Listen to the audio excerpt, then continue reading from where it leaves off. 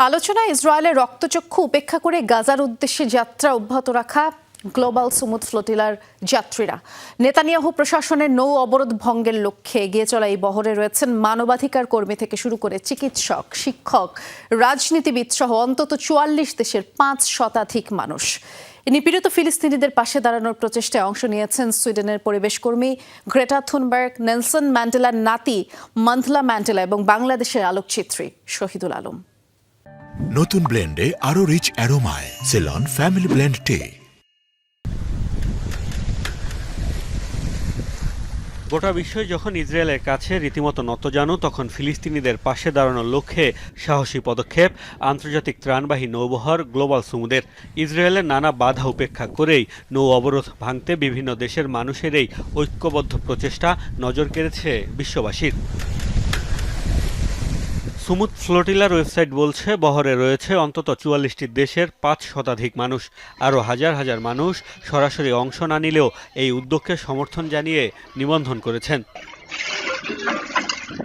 ফ্লোটিলার যাত্রী তালিকায় যেমন রয়েছে বাংলাদেশ, মালয়েশিয়া, সৌদি আরব, কাতার, কুয়েতের মতো মুসলিম দেশের প্রতিনিধি, তেমনি ফিনল্যান্ড, সুইডেন, আর্জেন্টিনা সহ ইউরোপ ও লাতিন আমেরিকার বিভিন্ন দেশের নাগরিকরাও আছেন এই দুঃসাহসী যাত্রায়।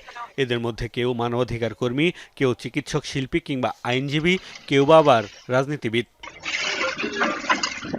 পরিচালনা কমিটিতে আছেন ১০ সদস্য, যাদের মধ্যে অন্যতম গ্রিসের ইতিহাসবিদ ক্লেওনিকি আলোকজোপোলু, তুরস্কের ইয়াসমিন আজার, ব্রাজিলের থিয়াগো অ্যাভিলা, স্পেনের ফিলিস্তিনপন্থী অধিকার কর্মী সাইফ আবু কেশেক। সুমুদ ফ্লোটিলার সবচেয়ে পরিচিত মুখ সুইডেনের পরিবেশ কর্মী গ্রেটা থুনবার্গ। এর আগেও গাজার নৌ অবরোধ ভাঙতে গিয়ে ইসরায়েলের সামরিক বাহিনীর কাছে আটক হন তিনি। সে সময় তাকে দেশে ফেরত পাঠানো হয়েছিল। আরেক আলোচিত নাম আফ্রিকার অবিসংবাদিত নেতা নেলসন ম্যান্ডেলার নাতি মান্ডলা ম্যান্ডেলা। ইউরোপীয় পার্লামেন্টের সদস্য রিমা হাসানও যোগ দিয়েছেন গাজায় ত্রাণ পৌঁছানোর এই উদ্যোগে। রয়েছেন ইতালির প্রধান বিরোধী দলের একজন আইন প্রণেতা এবং বাংলাদেশের আলোকচিত্রী শহীদুল আলম। গত ৩১ আগস্ট স্পেনের বার্সেলোনা থেকে গাজার উদ্দেশ্যে যাত্রা শুরু করে সুমুদ ফ্লোটিলা। পরে বিভিন্ন দেশ থেকে তাদের নৌবহরে যুক্ত হয় আরও অনেক নৌযান। মোস্তফা মাহমুদ, যমুনা নিউজ।